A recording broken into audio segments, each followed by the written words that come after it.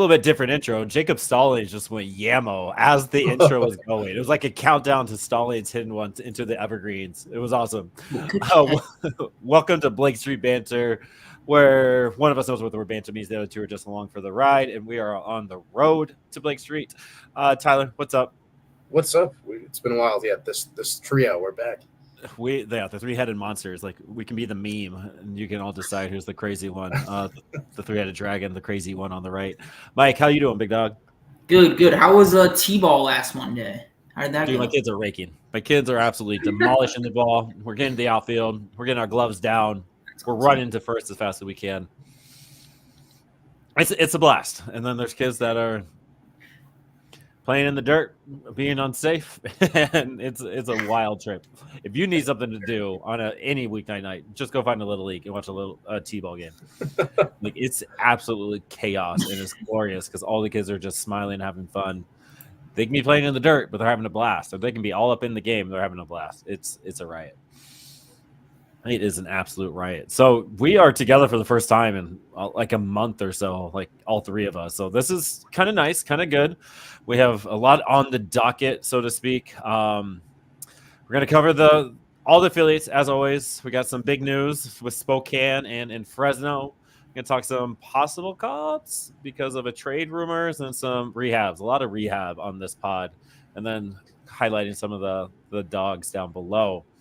But first up, Spokane. Let's all give a little round of applause to the Spokane Indians. Woo. They have officially clinched the Northwest League. They are up 4.5 games of the closest person. The season ends, the first half season ends on Thursday, the 20th. So, like, it's over. Like, there's no way anybody can catch up to them. So, huge congrats to them. Go look on their socials. Connor Stain had an Instagram live video, spraying champagne all over. Robinson Kinsell, the manager, he was celebrating. Just a good time in Spokane. And we kind of talk about, like, does it matter that they're winning? Like, why aren't they calling these up? Like, we should be focusing on development. It kind of feels like the Rockies are like, yeah, we're going to win at each level. We're going to try to figure that out. I guess this is like 3 parts. I'm kind of getting ahead of myself. I'm so excited to talk about it. I guess what has made Spokane Indians, Mike, like, get to be the first half winners, so to speak? Like, what's kind of been the driving force to their success so far? Yeah, to go back on that, they won it in Vancouver, and the drinking age there is 19, so I think everybody was able to enjoy it. So there's that. But they beat Vancouver 16 times out of 19, so that helped a lot. But mainly it was the pitching. I mean, this week we saw it, even shutting it down every single week. They got like 5 or 6 guys, and they got Rollison too this week for 2 starts. And then, hey, look, I know we're not talking about next week, but Marquez is there next week, so pitching will just continue. Yeah, the fun stat line that I pulled out, their starters this week, and I excluded Ryan Rollison since he was like on his abbreviated stuff. Their starters went 36 2/3 and gave up 4 earned runs. Like, that's just wicked. They were on something this week, and it got them to the promised land. A level to the promised land, really. But crazy stuff. It seriously is. And I mean, let's just talk about the Spokane Indians now, like their past week and their full first half. Like you said, the pitching was outstanding. Like, if you go to the last 7 day stat line on MLB.com and look up Spokane Indians, and you look at the pitching by player, Mason Green, Sean Sullivan, Chase Dollander, Connor Stain, Blake Adams, and Victor Juarez all had like quality starts. And you could say Chase Dollander had the worst start of them all, allowing 3 runs in his 4.2 innings of pitch. Like, that's how stacked this lineup was. Blake Adams, 8 Ks. Sean Sullivan, 7 Ks in 8 innings. Mason Green had 10 Ks. Like, just stacked on strikeouts. And the starting pitching carried him like all the way through, like that crazy stat line. And it's quite insane. Like, I don't care what the hitting level is. Like, you can make the argument that the Northwest League in the beginning of the year is a little more pitcher friendly than hitter friendly because of the weather and all that. But like, if you're going down and striking out players, like top prospects of any level, like that often, like, I don't care. Like, it's great. Yeah, the Northwest League, like, it's hitter, like, not hitter friendly. You know, pitchers love it there. But even compared to other pitchers in the same league, they're still the best pitching staff. like statistically, it's really not even that close. So I mean, run differential, they blow everybody out of the water. So even the offense did it too. Right. What up, Brian? Thank you for hanging out with us for a little bit. Like, haven't been able to watch a lot. We've missed you, right? We've missed you too. Tony, welcome back. We saw you on Monday. Thanks for coming back. Hopefully we didn't make you run away too fast. Yeah, the intro, we saw it. Stallings Jack was right there. I would almost say the offense is kind of weird, right? Tyler, like we expect like Kyle Karras and Cole Carrick and Deion Jorge to kind of carry the load. But you could honestly say they haven't had these fantastic starts to the season. Kyle Carroll is probably the best of the three, but like those guys just haven't been that solid. Well, what I was looking at earlier, and it goes to it's such a pitcher friendly league right now. When you look at the league adjusted, park adjusted stat lines of those guys, they're on it. I was surprised to see how good they really were. Cole Carrick, I think it was like a 136 WRC plus. Like he's been the best hitter that they've had at the level. Kyle Karras has been solid. To Aaron's point though, no one's been like that guy who's just absolutely dominating. And this lineup overall is kind of thin. We have a whole little discussion about promotions coming up and all that. Just there's some kind of weird imbalances going on with some of these teams where I think they could use a bat to be pushed up and onto this roster. But for now, I mean, Spokane doesn't really need it when they're giving up 4 earned runs from the starting pitching in a week's worth of games. So they could use some more hitting, but they don't really need it. Yeah, I think it was really telling when Jake Snyder got caught up and was like the third best hitter there almost immediately. So like hitting, it's definitely not a problem, but you want a little more, especially some more juice. They're not really hitting home runs there. You have like Deion Jorge and Juan Guerrero, which aren't really home run hitters. But I think, like you said, it doesn't matter when you go out there and you go 6 innings of 2-run ball every single night. Like you're gonna get wins no matter what. And they dominated too this league. Like we still have a week left and they clinched. So good for them. Yeah, I mean it really comes down to that pitching staff. It's as good as we've seen in any Rockies minor league team. As long as Blake Street Banner has really been covering this at large, 2-3 years. This is the best group of starting pitchers that are there. And I mean, some of them aren't even those big names, but they're getting work done. And you know what's crazy? I don't think this was the best affiliate starting pitching performance this week. I think there was another team that had a better group of guys go out and have a better stat line. Where are you jumping with that? Well, I'm the Yard Goats, man. I don't want to jump to them right now, but their pitching staff this week was insane. Everybody got it done. Oh, that could be a fun little exercise. I'm going to get some things worked up in the background. Who would you rather? Did we cover the Spokane Indians? I had a little. Yeah, I think Spokane is covered for good. I mean, did you guys talk about what they're going to do with all these pitchers? Kind of. I don't know. Do we want to save that as like a bigger topic? Because I think it's, this whole organization just has a lot of parts that are it's like a dam about to break. That's what it seems like with this whole system. Minor league first half is over. Does that, trigger that? We'll have to see. That's a nice little teaser. We don't even tease, but we're going to tease. Let's add that to the end because it has something to do with my would you rather little bit there. Waiting on another banter watch party. I don't know, Grant. Me and Tyler, that kind of kicked our butt. I don't know if you guys talked to Grant about that when I was gone, but like, maybe. I don't see why not. It kicked our butt, but we can probably throw in an hour or two sometime in there. Random watch party. We'll have to. I mean, the last one was so demoralizing. We're watching opening day, and it was. I think it got to 14-0. It was. That was rough, man. That was rough. It was a good time though. It was 16-1. I'm like, I wonder if they're still live, and they weren't. I was like, oh. I think I made it four innings in roughly. So we'll have to get something. But Grant, would you want us to watch a Rockies game or a Yard Goats game or a Spokane Indians game or something? We get Chase Dolan or start. Yeah, like do we watch like one of the three-headed monsters live or like even throw in a Quezada start because that dude's legit. I don't know. Tell us what you want, Grant, and we'll see if we can figure it out.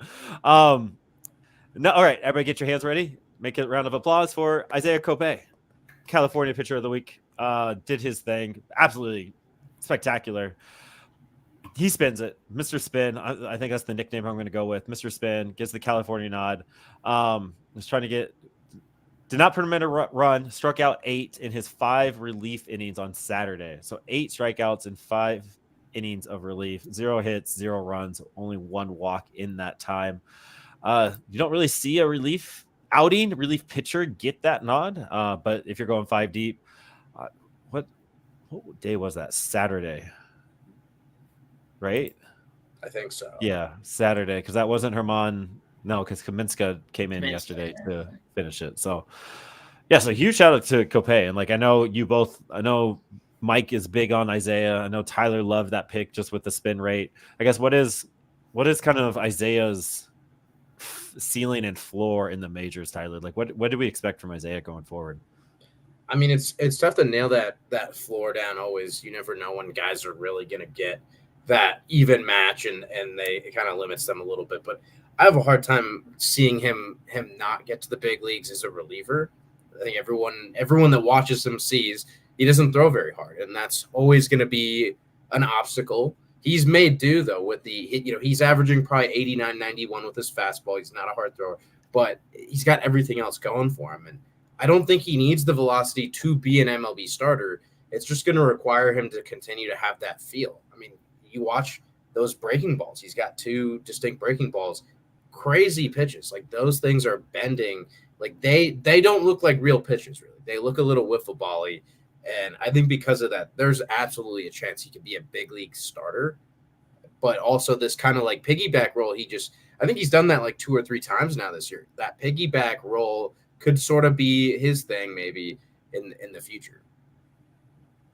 Yeah, I agree. Like, he's gone 6 innings once this season, so I think kind of a starter's kind of out of the equation. Maybe like ceiling to be a starter, but I think he's going to be a really good reliever for somebody. I mean, he's got elite talent. I wonder if that's what they're doing, because his last 2 games he did not start. He's came in long relief, so to speak, 4 innings pitched and 5 innings pitched. Both of his last outings, both of them like 7 days apart. So that's interesting to kind of follow along. Maybe that's a new storyline we're following along in California. Maybe get Mr. Rice on and talk about with us for a second. But all of that is brought to you by Daily Controls, our one and only ad sponsor there. You're ready to transform your industrial processes into seamless symphonies of efficiency and precision? I know Isaiah Coupet was. Look no farther than Daily Controls LLC. No 2 businesses are alike, and neither are their control systems needs. Daily Controls prides themselves on producing solutions that align perfectly with your goals and equipment requirements. If your buttons don't button, you want to improve your quality, please trust Daily Controls to get your equipment running smoothly. More information, dailycontrolsllc.com, or go ahead and email them at info@dailycontrolsllc.com. I actually got the ad read up and ready. All right, Grant, Spokane would be fun watch party. All right, next time we have a meeting. We have a meeting after this pod, and so we will discuss when we can set up a watch party with all of us. Maybe we get us 3 and James and Noah on and just have a talking heads party there. That could be kind of fun. So Elias Diaz went on the IL, and we saw Nolan Jones come up, and there was talk around that maybe we see Drew Romo. And I think all of us were kind of in agreement that we weren't going to see Drew Romo simply because of the 40-man crunch, right? How are we feeling overall about not getting that Romo call up over, like, just in general? Mike, you can go first. Because, I mean, we're seeing Hunter Goodman be the backup catcher. It looks like they're going to go the 2-headed monster of Goodman and Stallings going forward. But are we mad that we don't have the taste of Drew Romo early like we did Amador? I'm gonna say no. I think it's because we have Amador. Like, we have the almost like the high of like a prospect getting called up already. I feel like if Amador didn't get called up, we'd be fiending for a Rockies prospect call up. But it just wasn't his time. But his time's definitely coming. I mean, we've all kind of said the Elias Diaz trade's been like kind of staring at us for like 2 years now. So hopefully we pull the trigger. Yeah, I mean, it's just going to take Diaz. You're going to need him or Jacob Stallings. That Bob Nightingale report was very clear. The Rockies will trade Elias Diaz, which I've never seen that ever in like the history of Rockies, that they are going to trade somebody. and that makes me kind of question it a little bit. But also, I think the Rockies would be truly. I mean, we all can have our gripes and all that. I think this would be a true like put it on a pedestal. That was one of the worst decisions. If they don't trade one of these catchers, they have to create that spot for Romo, get the next phase of this organization going. Like it really seems like that's what they're going for, right? Like Mike said, like we saw Amador and they didn't do the Rocky thing of just sending him in. They actually threw him in. They did the Jordan Beck treatment. I think that's what they're doing. So all right, let's get one of these pitchers out or catchers out and let's put Romo in and let's make sure it's when Romo can be here for 2, 3 weeks, 4 weeks down the road. I that's what it feels like. And are we trusting Bob though? Like Bob's gonna Bob. I don't know. Like when Bob says like there's 100% chance that the Rockies trade Elias Diaz, what is that percentage actually? Like we putting that at like 50%? Like I don't know. I just don't know how much weight I'm putting into Bob Nightingale's reporting. I'm putting He's heard us before. Yeah, it's true. I'm putting pretty like 80% he gets traded. Yeah, that seems about right. And I honestly, at this point, we need to put some respect on Bob's name. He's better than John Heyman. So there you go. Bob, he's not bottom of the barrel Bob. He is just Bob. He's just Bob. He's there. I mean, the Rockies would be absolutely stupid for not trading one of the two, and I think they would. He's no Buster Olney though. Right? Did Bob's like Twitter get hacked to just report that the Rockies were going to trade something? Like whoever that hacker was perfect. Like he knew what his audience was and he was there to stir the pot. That was a fantastic hack job. Like it wasn't just like here's some weird gross bot stuff. No, he's lucky it wasn't someone trying to ruin a life and someone trying to like be funny, just out of the love of the hacking. Just love the hack. I just love to get into the hack, he said. All right, and then let's get into the rehab stuff. So this kind of leads into the Albuquerque Isotopes section of our pod. A lot of rehabs happening. Injury bugs have hit all of MLB across the board, everywhere. It's pretty gross. Like we saw Mookie Betts and Yamamoto go down for the Dodgers. So we're not seeing either one of them in this series. Anthony Rizzo just fractured his arm, so he's out for a little bit. So injuries are everywhere, but it kind of feels like the Rockies are bringing their injuries back, right? Sean Bouchard is going to start a rehab in Albuquerque. Freeland's going to start tomorrow for the Isotopes. Brendan Rodgers is going to be back this week, I believe, is what I saw. So Amador, get your taste of Amador in purple now. But the big dogs, Kyle Freeland, Jake Bird, Justin Lawrence, and who was the other one I wanted to talk about? Oh, Herman Marquez, and we'll get to him in a little bit. There's reinforcements coming up, and that's going to make the roster even more exciting. To kind of confusing, like Sean Bouchard, Greg Jones, that kind of thing. I guess let's start with Freeland, though. In his outing last Thursday, 4 innings pitched, 1 earned run, 3 hits, 4 strikeouts. What do we kind of want more from him come tomorrow before he makes a major league start? Like, what do you want to see from him tomorrow, Mike, as he's kind of getting ready in Oklahoma City? I just want to see like him smiling, happy, go out there, pitch. I don't care about the score line. Just go out there and pitch like, how he usually does before the injury. I think we saw Nolan Jones that the rehab like stat line doesn't. I think he has more hits already in the MLB than he did in Albuquerque. So I don't care about the stats on a rehab. It's just go out there and look like yourself. Well, something interesting that I forget who tweeted it, that in his rehab start, he was like 91, 92. And the talk of the town in spring training was, Kyle Freeland is 93, 94. And I mean, back in 2017, 2018, Kyle Freeland was more that mid-90s guy. But for the most part, when he's been consistent, I think it's because all his velocities are like in the same range. Like he throws like 3 pitches in the mid-80s, and then he throws his fastball in the low 90s. So in some ways, I mean, it's kind of counterintuitive, but I think him just throwing a little bit softer and pinpointing that fastball is kind of the key. And that, at least based on the velocity and his first stat line, that's kind of what we're seeing. So Kyle Freeland might have just realized like, I don't need to be gunning.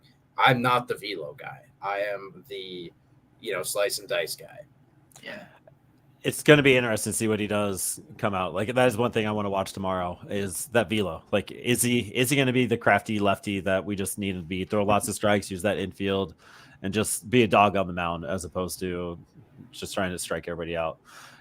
I mean, that velo was nice, right? And it was working in spring training, but it just didn't hold up, and it just wasn't able to hold on. I'm excited to see Greg Bird again. He should be coming up soon, if not tomorrow or sometime in the series. 2 games, 2 strikeouts, 2 innings pitched, 0 runs, 0 hits, 1 walk in Albuquerque in that time. So I'm excited to have him. Just they need to lock down the arm bar in the majors. Like, it needs to happen. And you have these reinforcements, and you got Evan Justice, you got Gavin Hollowell, you got Justin Lawrence, who's going to be recalled soon. And then you got Riley Pint. He's back in Albuquerque. He is no longer in the ACL rehabbing. Like, there are these arm barn reinforcements coming up, and it's, I don't know, like, do we just keep calling them up and DFA them? Like, what's going to happen here? I mean, they're not going to DFA Evan Justice, but like, we were so stoked about Evan Justice and Victor Vodnik going into the season, like, as kind of this 2-headed young monster, like, just to get outs. I mean, what's your takeaway, Tyler, with these rehabbing arms, and is it the savior that we need?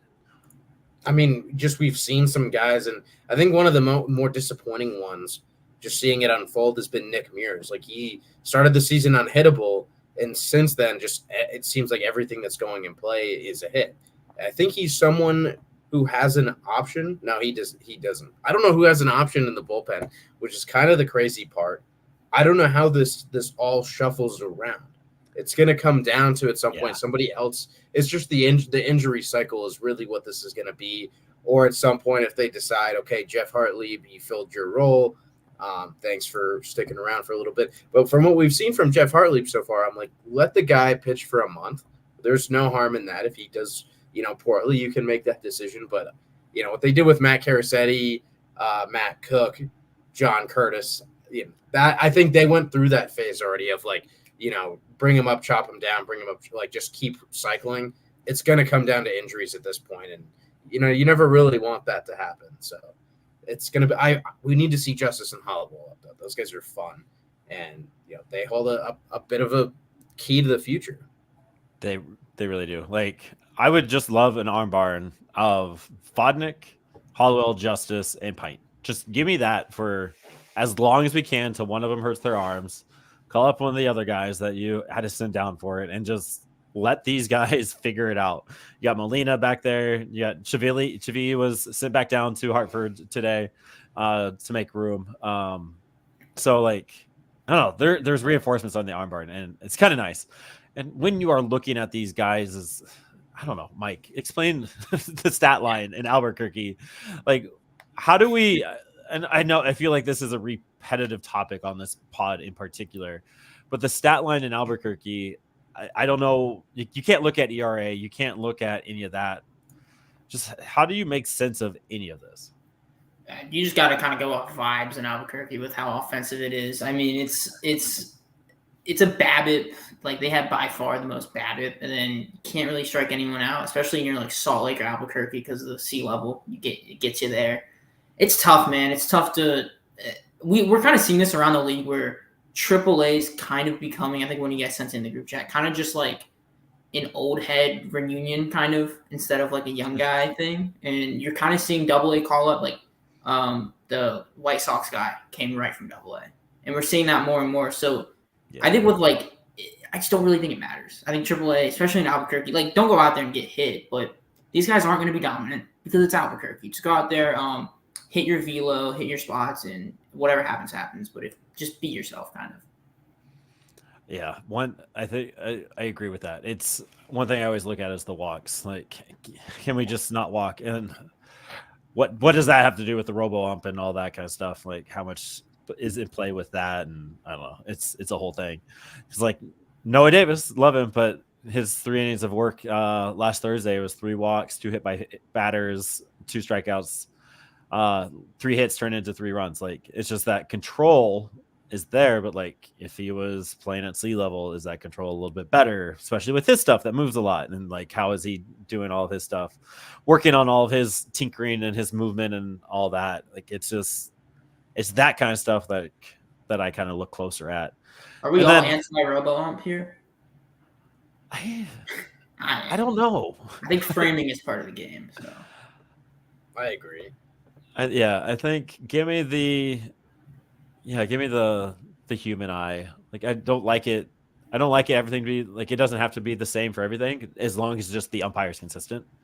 I need a Kyle Schwarber yawning. But in a world where Pat Hoberg might be getting disciplined, I'm a little scared now because Pat Hoberg is like the balls and strikes goat of the modern era, and there's so many guys, so many umpires have pissed me off this year where you're seeing these just ridiculous calls, and I'm like, oh, I've never been a robo ump person, but I'm kind of, feeling myself teeter a little bit. But really, it's fun to have that every game be a little bit different.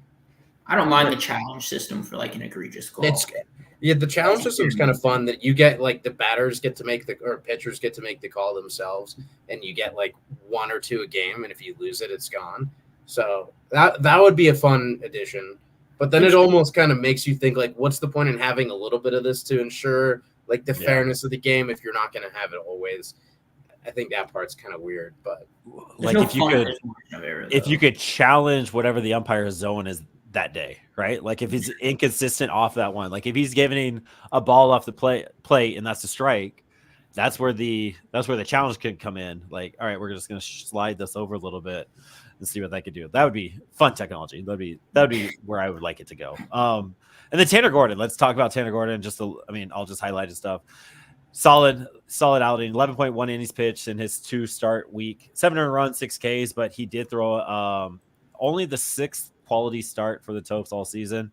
He did have that at the end of last week. Coco, Shunk, and Stovall all had a pair of homers and combined for 20 hits.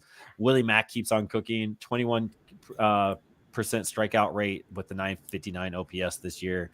Like we keep talking about Romo. Like I'm on board of trading Stallings and Diaz, send them both out, and just call up Willie Mack and Romo and let them be the 2-headed catching monster. Because I mean they're a nice little dynamic duo down there. Like they are just back and forth. They're picking each other up when they need to bring each other down, like back up. Like it's a good little duo there. All right, Hartford Yard Goats. Like again, one of my favorite teams to watch, but we talked about me 2 weeks ago. Maybe you guys did last week. Sterling Thompson. Are we sounding the alarm?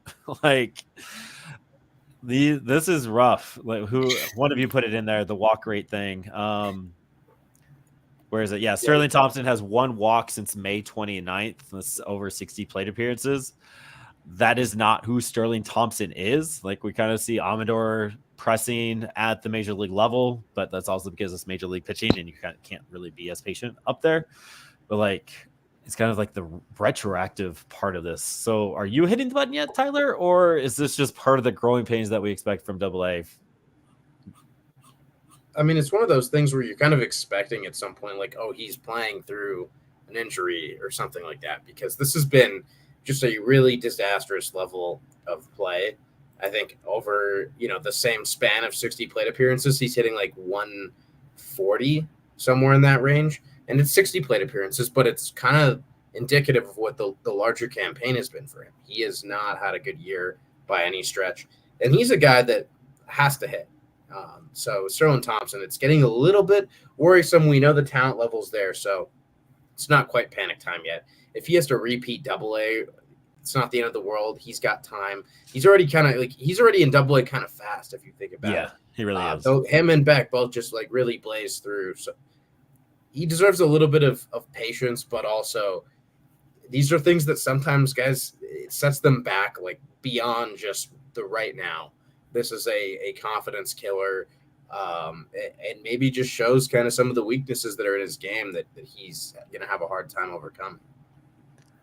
Especially when he doesn't have that defensive home yet. I know we talked about him playing first base on the Major League Pod last week, but like he's not comfortable at first base. So it's like, where is he going? Like he has that versatility that's going to carry him, but like he is the hitter. Like he is known to hit. So being a little scared about this walk rate. I'm not pressing it yet. I am a little bit just because he was my hot take at the beginning of the year that we see a Sterling Thompson call up. Right now, it doesn't look like that's going to happen. I don't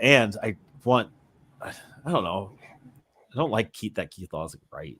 Like he's kind of wrong though. Amador got the call up, but he was huge on Sterling Thompson, like being the guy, and right now he's not. So there's nothing against Sterling. It's just like I like when Keith is wrong. Just a little rivalry that Keith doesn't know about right now. And then go ahead and talk about your boy Mike Ryan Ritter. How great is he?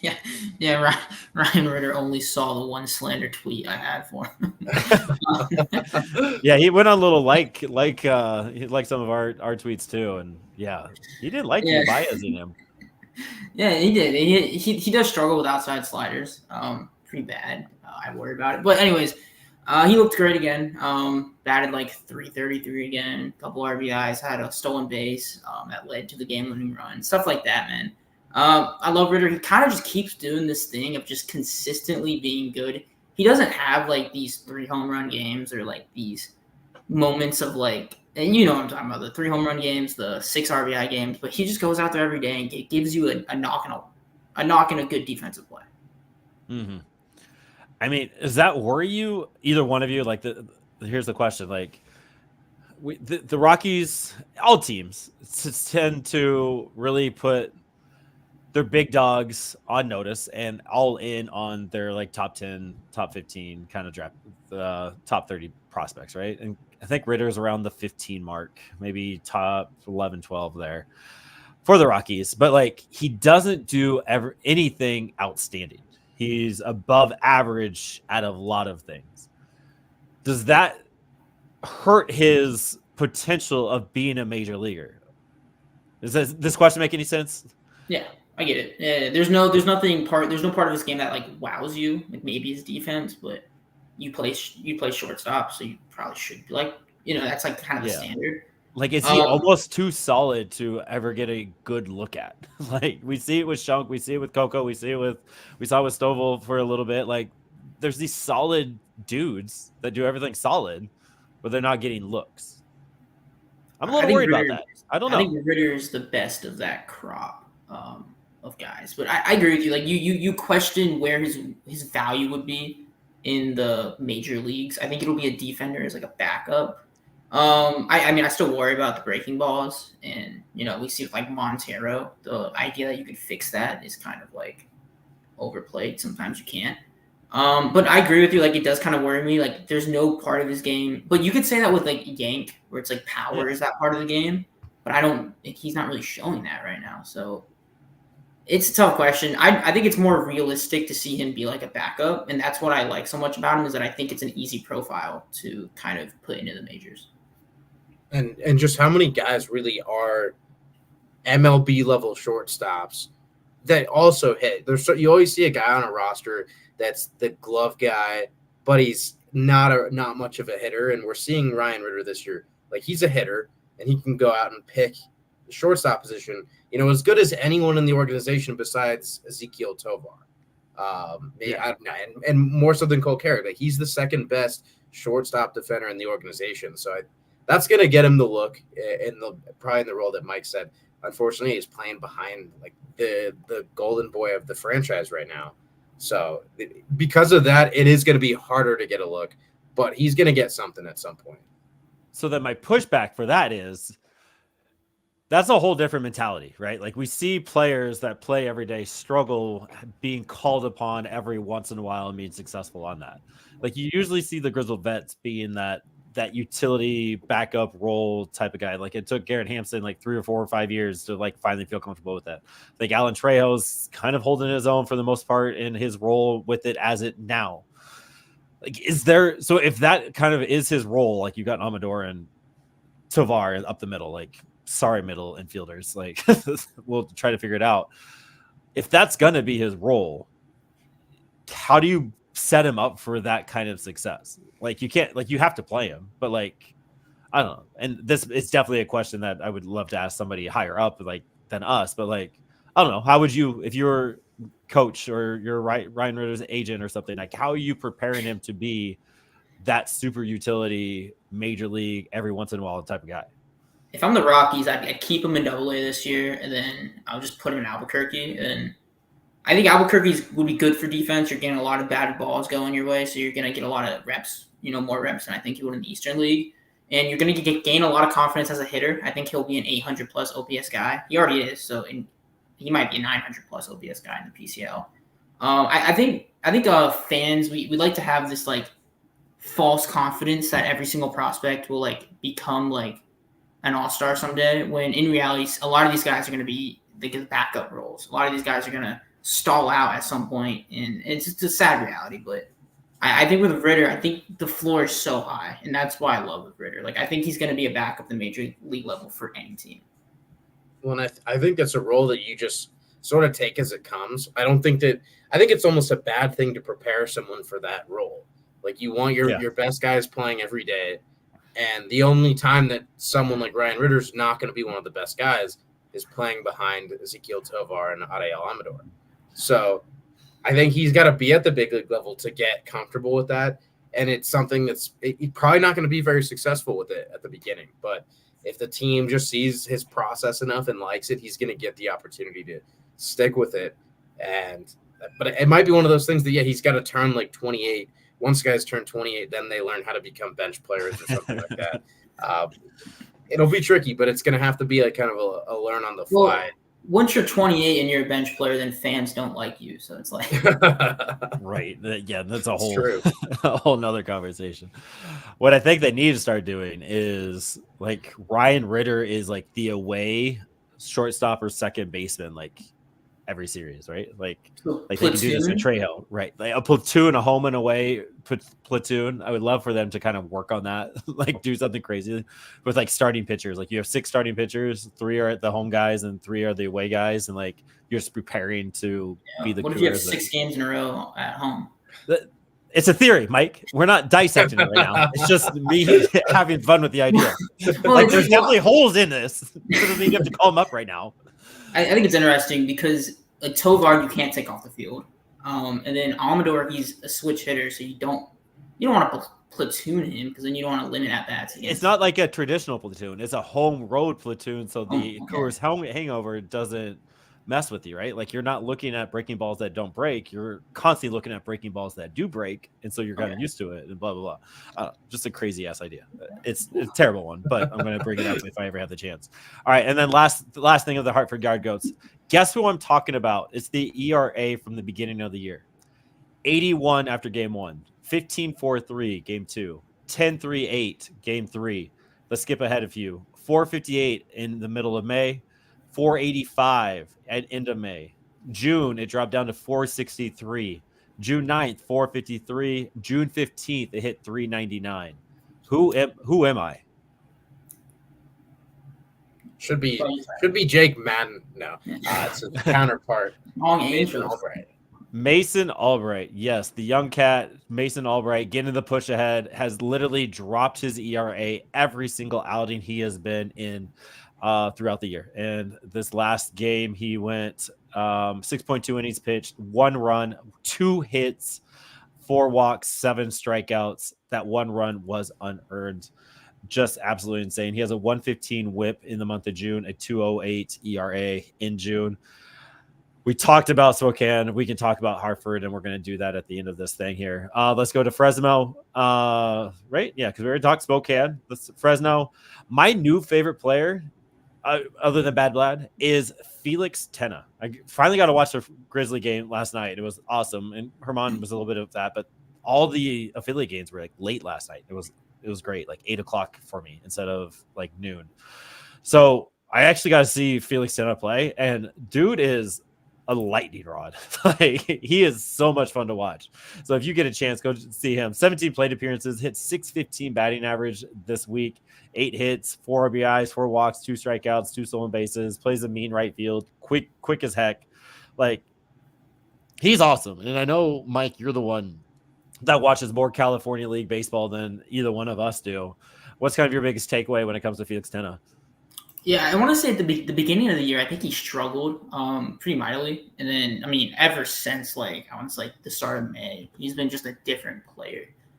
He's fun, like you said, like he just brings energy. There's a lot of dudes like that, like Andy Perez, and I love Hobson. I think I'm going to do a prospect profile on him. Like Fresno's really fun, and it does start with Tenna, and he's walking to this week. You saw, what is there not to like about this guy? He's electric. I don't know much about him. I kind of want to dig into his stuff a little bit too. He's just great. And then we saw Marquez. What was your takeaway from the Marquez start, Tyler? Because you're kind of the pitching guru, like looking at all the stuff that beyond the fandom that me and Mike kind of do. What was kind of your biggest takeaway from Germán's 50 pitches last night and his 2 home runs that he gave up? Well, and I want to say Mike was kind of coming up with the screen grabs of some of those at bats in the game day, and I noticed he was clustering his pitches a lot, which shows like he's trying to throw a certain pitch like and execute it in a certain way, and was doing that. So that's a good thing. And then I still don't know what happened on that inside the park home run. Like the outfielders just kind of botched it a little bit. Thought they had a ground rule double coming. I don't know how it wasn't a ground rule double though, because it was. Even Bryce said it was a really bad call because I thought it was a good call, and he said it wasn't. So the umps are supposed to go out there and actually check the ball to see if you can actually pull it out. And the way the ball was, according to Rice, was like if the ump would have checked that, they would not have been able to pull it, and it would have just been a ground rule double. So the umps messed up. They sabotaged Germán Marquez a little bit, but again, and Mike mentioned it. Rehab numbers, like the end result is not the goal. Nolan Jones was a good example of that. If you watch Nolan Jones in AAA, you're like, oh, this is worrisome. So far, showing that really wasn't the case. Like they're chasing that process and feeling comfortable with everything. For a guy like Germán Marquez, he hasn't pitched in. We're getting about a year now. If not, we're at that year mark, and he has to get comfortable with everything again. That's all that matters. And again, seeing him throw a lot of strikes, that's the big thumbs up. That's why he's going to get to go to the next level. I mean, I think he would have gone to the next level. This is like, okay, Germán Marquez in a month is going to be somewhat normal, which will be, a very welcome sight for a team that they really could use like one more starter right now. So I think that rehab appearance was, it's a great first real rehab appearance. He had those ACL ones, but this was like more organized. We can watch it. Yeah, I was surprised that the Rockies were going to send him up to Spokane for a rehab. Like, I don't really, maybe I'm missing something. I don't see that very often. Like, just go to the same level, go get your rehab on, and then come back and come be part of the team. Don't really ever see him go level on up. Like, that's weird, right? Or am I just missing something? I think maybe I haven't paid enough attention to like Tommy John rehabs, but I think in that case, just where guys have to build back really slowly, it makes sense. But otherwise, unless it's like a year-long injury, really, it's not something you'll ever see. Yeah, and we saw with Blake Snell like how like it's almost impossible to go out there and like have 5 months it was Blake Snell and he couldn't pitch because he didn't have a spring training. It's a whole year for Germán, so like you kind of just expect the rust to be there. Yeah, absolutely. Yeah. And then Fresno, you had Jack Mahoney, 6 Ks in his 6 innings of pitch. Brandon Wimmer kind of having a roller coaster of a season. Sometimes he's hot, sometimes he's cold, but he had a nice little week, slashing 360, 407, 600 with 4 RBIs. And then Caleb Hobson, 912 OPS with his 2 stolen bases there. Do we see any of these ACL cats coming up anytime soon to kind of help this offense? There's a crazy Austin Niminer stat out there that he doesn't get more than 2 runs per outing every time he goes out.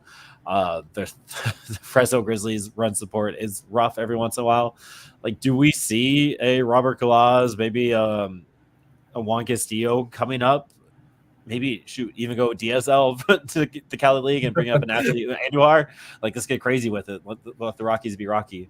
But maybe this is also a broader question with the call-ups and that kind of stuff. Now that Spokane is clinched, like, do we see some of those guys move up, blah, blah, blah. But let's start with Fresno. Like, is any ACL peeps coming up to kind of bolster this offense? I mean, I sure hope so. It's from the beginning of the season. You looked at that roster, and we're sitting here, and especially they don't have Aiden Longwell right now, but that's kind of to my point. We're sitting here at the beginning of the season, like, what's this lineup going to be like? And it was built on those late round draft picks last year. Like, Braylon Wimmer is the best player, best hitter in that lineup right now, more or less. And he was an 8th round pick last year. They could really use a little bit more talent on that front. And you look at the ACL roster, and there's a ton of really promising bats there. I mean, you mentioned Robert Kalaz, but then you have Derek Bernard, and he hasn't really played to the level that you might ocean. But you have Byron Ledesma is another really good one. Kevin Hidalgo. Those guys have all proven like they're legitimate prospects. And with Hidalgo, he's 19 years old. I think he's the most logical to kind of send up there if you're not going to do your top prospect in Robert Kalaz. But that team, no matter what, could really use another bat, especially if there's a chance of a promotion for Caleb Hobson, Braylon Wimmer. I mean, I think those are the most logical guys. Maybe Andy Perez can rebound and get a promotion, but they're going to need guys up there at some point anyway. So just keep this team strong. I don't know why you wouldn't do it now. Yeah, I think Charlie Condon would fit right in on this team. No, he would go to Spokane. No. Yeah. I mean, he might be in purple by the end of the year if you ask somebody on Twitter. Like, who knows? Like, and that's we are going to have a draft pod on June 27th, so keep that on the book. No, that wasn't right. June 28th, maybe somewhere in there. I think you guys are going to hold down the fort. Draft pod coming soon. But like, yeah, there could be some hope around the quarter at time, like, because the ACL ends in what is it? The end of July? Yes, the end of July it ends. So maybe we see some August call ups to finish out the last 2 months there down in Fresno. There's no way Fresno wins the first half. They are 4.5 games back. The Modesto Nuts are just a force, and there's only like 3 or 4 games left. 1 is literally the elimination number for the Fresno Grizzlies. So I think that's out of the question. So if the organization likes to win, maybe you're calling up some of these younger cats to do their thing. And then the Hartford Yard Goats. This is one that we need to watch closely. The Hartford Yard Goats are 0.5 games up in first place right now. And I think the first half ends on Thursday, at the end of Thursday. But I also was reading that the AA season is a little bit longer, so it might actually end on Sunday. So if you are listening to Mike Dooley talk, please let me know what he says about the first half. I'm not sure when the first half ends. If you go to Google right now and ask when does the MILB first half end, you will not find anything. I spent 20 minutes trying to figure it out, and I finally found it, but it was from an article from 2022, so it didn't do. I think I quoted I had a tweet, and I think I quoted that article. Yeah, like there's absolutely nothing out there that says, "Hey, this is the deadline for the first half," and that's something that Major League Baseball needs to do better. Make it accessible for us to find that information instead of us trying to figure it out easier. Like that shouldn't be something we have to figure out. All right, so upcoming promotions, like I was kind of talking about it. We saw this a few times, I think last year before. Do we see a call up from Spokane to Hartford at the end of this week? After this next series, do we start seeing some movement? Because the first half's over. You are winning or you're not. Like, there's no way like Spokane's going to hold on to this whole pitching staff all season. Like, do we see a Sullivan, a Dolander moving up? Do we see a Mason Green moving up to AA if we're just thinking pitchers right now? Like, is this the time we actually start seeing the kind of the movement happening across the minors and the call-ups there? Well, Aaron, I'm going to ask you, what would the AA transaction be for this to happen? I don't know. Okay, let's say you call up Chase Dollander, right? You're moving Andrew Quezada up to AAA, and then you're just a random name Battenfield type person. You're moving up Sean Sullivan. Connor Van Scoyoc goes up to AAA, and you're moving. I like Juan Hillman, but there's another AAA starting pitcher you can move. Like you can go Tanner Gordon, Connor Van Scoyoc, and Andrew Quezada pretty nicely up in AAA to go with Carl and Noah. I think they could potentially do a 6-man rotation too if they want to just like add an extra spot a cheap way. So that's also an option. But, I mean, you still got to move somebody, right? Like you still got to move a reliever, like somebody. But it makes it a lot easier if you do a sixth guy, a Reagan Todd or somebody, Reagan Todd or somebody. A Reagan Todd could go up. I mean, he has AAA experience. I mean, there's pieces that can be moved, and there's pieces that can be cut like at the AAA level. Not calling for anybody's job, but like if we're literally working on developing promotions, I think every move there is, you can find somebody.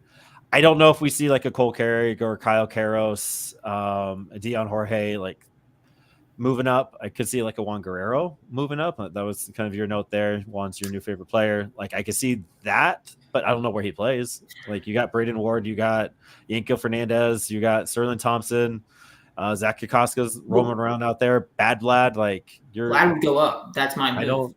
Yeah. Then you got what are you doing with Sam Hilliard? Then what are you doing with Jimmy Harrell? And then what are you doing with whatever fourth outfielder, fifth outfielder that's not on the Rockies needs to be? We make Greg Jones play shortstop, and then that opens up a spot. And then you got Aaron Schunk, then you got Coco Montes, then you got Hunter Stovall, then you got Grant Levine, then you got Connor Kaiser, blah blah blah. Like I don't think they cut a position player for a promotion. Are you guys ready for it though? Cole Carrick finally lives out his dream as a catcher in AA. Splits time with Braxton. We already see, and like every level, they're kind of splitting that catcher. I mean, it's just makes sense. Braxton and Carrick at catcher. You could just throw Carrick wherever you want. You could throw him. We call Palma up for AAA when we trade Diaz because there's going to be a spot. Yeah, Palma or AJ Lewis are going to go up. Like. There's possibility. Like I would love Cole Carrick to do more catching, and I wonder if they're gonna. Has he caught? I don't think he's caught yet this year. I don't think so. It's so weird that they announced him as a catcher, like when he had never played the position in like a Division I game, and then he hasn't played catcher. If I was a GM, I would troll with every pick. Charlie Condon not announced as a pitcher, like just a message. Charlie Condon catcher, right. He caught 4 times in Fresno last year, 3 times in the ACL, but 0 times so far in Spokane. 8 games. I like Bencourt a lot. So yeah, Brian Bencourt, he's been raking. He's been fantastic too. And I guess I think the question takeaway. Oh, I'm going to say this: you don't want to have depth be the reason why Dolan or Sullivan don't go up. Like Dolan and Sullivan are huge. Like I think every team would agree with that, and every fan would agree with that. Yeah, Blake Adams. Like again, we're gonna play a fun little game, Collins. We're gonna play a fun little game here in a second. Like the Spokane versus Hartford list is insane. It's stacked. But I agree. But like, how often? Again, maybe I'm not paying attention enough to this question. Like, how often is somebody cut for a promotion up? I mean, I think at some point in AAA, those guys are sort of it's like a shot clock almost. Like unless they are doing enough. You mentioned Peyton Battenfield, and if God forbid Peyton Battenfield's mom is listening, we're not advocating for him to lose his job, but he's a guy that they brought in sort of like maybe he reinforces the big league team, or he just kind of eats some innings now, and then eventually they need that spot. So. At some point, I think there's going to be a cut or two in AAA. We saw they weren't afraid to do it with a few of those guys. Rest in peace, Thomas Ponticelli. He got the boot. A couple other guys, I think. At least one other pitcher got booted on out. So I think it's going to happen again at some point, and then that can sort of unlock the movement. Because, that whole Spokane rotation deserves a call-up. Right.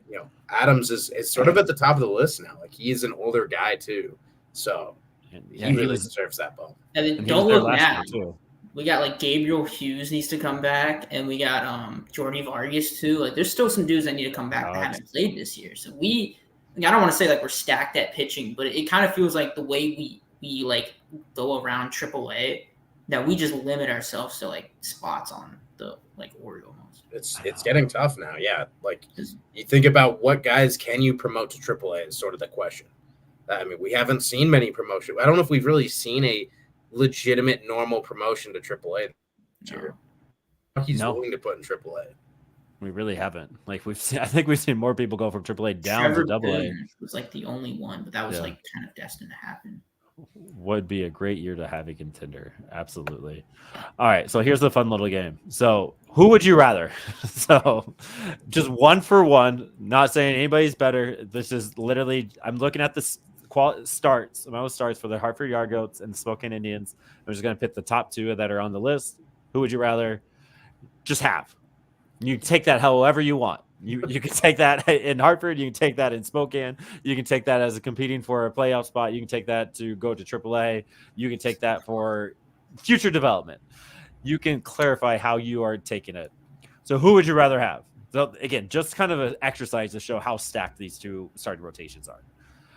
Blake Adams, 10 games started, 2.75 ERA, 1.12 WHIP, or Mason Albright, 3.99 ERA in his 12 starts, a 1.31 WHIP. Tyler, you're first. I mean, you set that one up very tough. Yeah, it gets tougher. I think just given the fact Mason Albright, Mr. 21, that he's doing something that's pretty. I don't want to say like special. You don't want to throw that word around so easily, but it's bordering on special what he's doing. And there's something. It's no knock on Blake Adams, but Mason Albright, the kid. I don't want this to be like if I choose player A, I don't think player B is worse. Yeah, this is not that. That is very clear. Okay. This is literally just a fun way to talk about all 12 starting pitchers. I'm gonna go Blake Adams though, so I'm gonna be a little different. So. Why? Just to be different. Black sheep. No. Just to be different. Blake Adams needs some love too. So. Yeah, I mean, I love Blake Adams starts. Like he's a grinder too. He's a dog. Who would you rather have? You know what? Not even going to say the name. Ooh, this will make it a little bit more fun. Hartford, 2.65 ERA, a 1.2 WHIP in 10 starts. Or no, that's Spokane. 2.65 ERA, 1.2 WHIP, 10 starts. Or 4.19 ERA, 1.21 WHIP in 12 starts in AA. You're trolling us here. I'm thinking, no, I thought the numbers were gonna be flipped, turning on a nice literally ball. Just at the top of it. There is no rhyme or reason why these guys are pitting against each other. I think I'm not setting up anybody. I think I'm gonna take Chase Dolan. Yeah, I'm gonna take the AA guy. I don't know who the AA guy is. Is it Carson Palmquist? No. Connor is it's not Connor Vince. Friend of the pod. 3. Oh, is it really Candy? Candy's Candy. That's good. Wow. Yeah. He's had a few starts that's kind of ballooned that ERA, but 4.19 ERA. 1.21 WHIP though at the AA level. Yeah, the other guy was Chase Dollander with his 2.65, 78 strikeouts in 51 innings. That's good. That's insane. All right, next. Spokane, 2.42 ERA, 0.87 WHIP. You already know who that is. Or 2.95 ERA at AA, a 1.20 WHIP. I actually have don't know who that might not is. But I'll go with Harry Potter. Sean Sullivan. Sean Sullivan too, yeah. Sean Sullivan's at 0.87 WHIP, which is insane. Wait, who's the Hartford guy? Is that one Palmquist? Nope. What? Is that K? Oh, it is. Yeah. It is Quezada. Okay. Quezada. In that case, I might go Quezada to promote to AAA. You said we could frame it however we do it however you want. Let's get who would you rather? AAA. Like, dude, man has the lowest ERA on the team, and like he's a top 5 in the league, Northeast League. I like Andrew Quezada. He's a dog. He's nothing flashy. Kind of going back to the Ryan Ritter piece, like. But he might be knocking on the door, and he does it the hard way too. He does not get a lot of Ks. No, but he works so fast. He is fun to watch. Who would you rather? 2.52 ERA in Spokane with a 1.28 WHIP, or a 5.63 ERA with a 1.70 WHIP, but has pitched pretty well his last 3 outings? Is the second one Connor Van Square? Van Scoyac, yes. He had a rough. This last week was kind of rough. Like he didn't let up a run, but he had a lot of base runners. No runs. That's all that matters. What was the ERA on the Spokane cat? Spokane ERA was 2.52. 50 innings of work. because I was gonna say that's Victor Juarez, but that's not Victor Juarez. It's So who not. the heck is that guy? Is that Green? It is Green. He's 10 games, 9 starts. Mason Green. I mean, let's get our Division II dog Mason Green some love. I mean, that ERA speaks for itself, but Someone said Connor Van Scoyoc is his nickname is Big Pharma because it's CVS. oh my That god, was hilarious. I saw that on Twitter. It was like, we got to call it Big Pharma. It was awesome. Such a perfect nickname. I wish Baseball Reference usually has the nicknames, but I don't think they do for they're not going to put minor that league one on. guys. I literally just right. emailed somebody at them to do Hunter Goodman's Your Mom's Favorite Player. I know they never got back though. Because they have all these random ones that you've never heard before. They don't. They're crazy. They're so crazy. It's like, what did one person at some point like say that? The middle school nickname is just on there. Yeah. It's like Mike. Mike's the nickname. Like, there's no rhyme or reason. It's just there. Yeah, Quezada was amazing with Spokane last year. He's amazing with Hartford this year. Yeah, it's insane. All right, let's continue the process. Spokane 3.26 ERA, 1.30 WHIP, or Hartford 3.02 ERA with a 1.2 WHIP. I mean, this is tough, but I mean, one. I'm gonna give it to the healthier guy. I'll give it to the healthier guy. Yeah. Give it to Victor. Yeah, I'll give Victor some cred because that's a tough battle for him. I agree. Victor, would you guys agree that if AAA was normal, if you would just see like the Hartford guys in AAA, Spokane guys in AA? It'd be a much more traditional. A couple like you'd probably have seen like someone up to AAA already, and someone from a high up to AA. Yeah. If Albuquerque wasn't Albuquerque, yeah. All right, the last one: 4.62 ERA, 1.26 WHIP in Spokane, or the this is kind of a weird one. It is what it is though. 2.60 ERA with a 1.12 WHIP, but he only has 3 starts. I mean, I'm just not gonna sleep on our dog Connor Stain. Yeah, beast. He's our new because Ryan just dropped in the chat the 2-headed monster. Connor Stain's the 3rd head of the monster. Up in Spokane, yeah. What did we comp him to last week, Mike? Justin Herbert, quarterback. Yeah, you only get that here. You do not get that anywhere else. Yeah, and the other guy. Can you guys name the other guy in Hartford? 3 starts. 3 starts, 18 games. The bullpen, dude. Obviously. Yeah. 3 starts, 18. Nice work. He shoves. Man. No, he shoves. Oh yeah. Okay. Nice. Yeah, that was a good hint. Evan Schaffer. Yeah, Mike is still lost. Oh wow. Yeah. He was like getting a weekly mention early in the season, so I'm glad that we got to bring him up again. He's still been really solid. He has a 2.60 ERA as a reliever, 27 strikeouts in 27 innings, 1.12 WHIP. Batting average against is sitting at 170 for Evan Schaffer. He's been lights out. I think it's interesting that we have most of our top prospects are like batters, but our depth at pitching is insane. Like that's where I think organizational depth. I'm most proud of what they built there. And it's only going to get better when they draft Chase Burns. Talked to Connor multiple times, and last time I talked to him, he said he's feeling really comfortable and is very confident throwing. He's such a great attitude and a great kid. I absolutely love Connor Stain. Like he is just he knows who he is, and he's always willing. It seems like he's willing to grow into whatever he needs to be. Like he understands what he needs to be better at and all that kind of stuff. So it's good. Got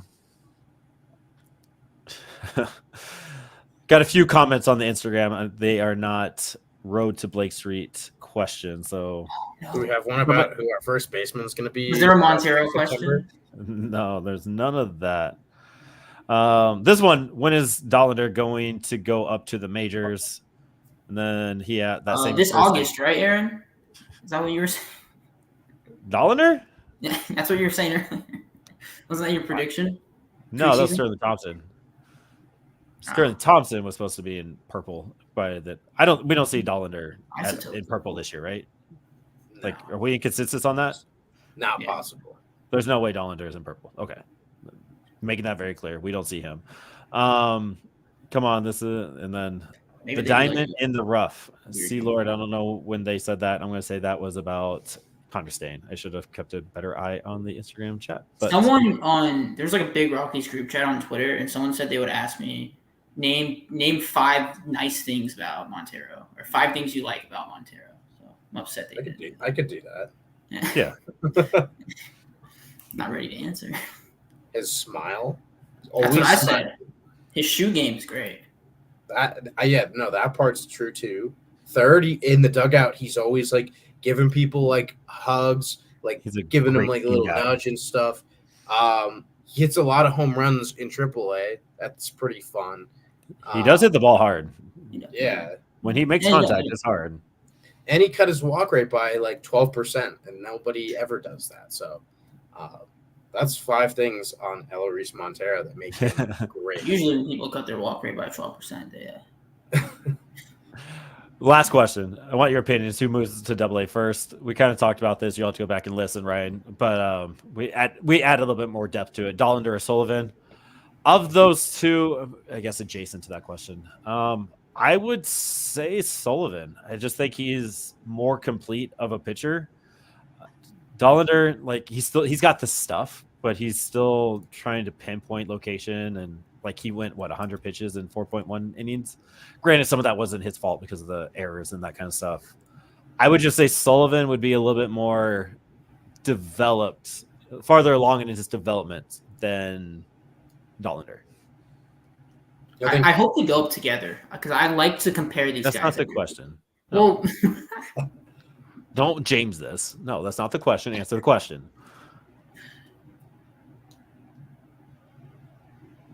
Terrible. All right. I Trace Dollander just because of the stock that they put into him. I think in some ways John Sullivan's more ready, to your point, Aaron. But I think that Chase Dollander also looks really ready and is this dude for them. Like he is their John Gray. John Gray took like 1.5 years to get to the big leagues, and I think Chase Dollander is going to be basically the exact same. I could see a world with that too. So, and then Mike said both. So we answered your question, Ryan, the best, most neutral way possible. You have one of them take half the game, the other one come in and do the other half. Right, just do a 2-headed monster. Like, just have them switch, alternate starting reliever, just so they're used to it. Kind of prepare them a little bit differently for that. All right. Anything else for the good of the cause? And you said we don't have a lot of stuff to talk about. Here we are, an hour and 10 into it. I mean, I really like the idea of Jack Cagley on first base in September 2025.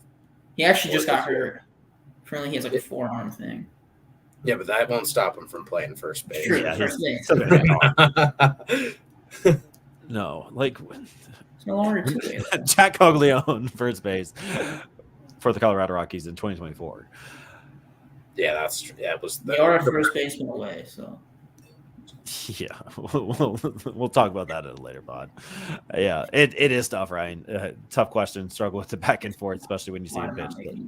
Like I'm sure, like if you're seeing them live, like you're getting 2 completely different pitchers, and that's what makes it fun. Ryan probably doesn't want them to be called up. Then he's just like, yeah, I would not. Almost had him. All Ryan, fortunately, I'm not a first base guy.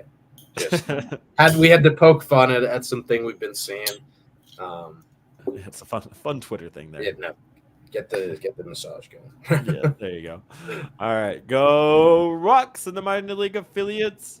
Hit the button. Woo! Thank you for watching and listening. Please check out our link tree for more content.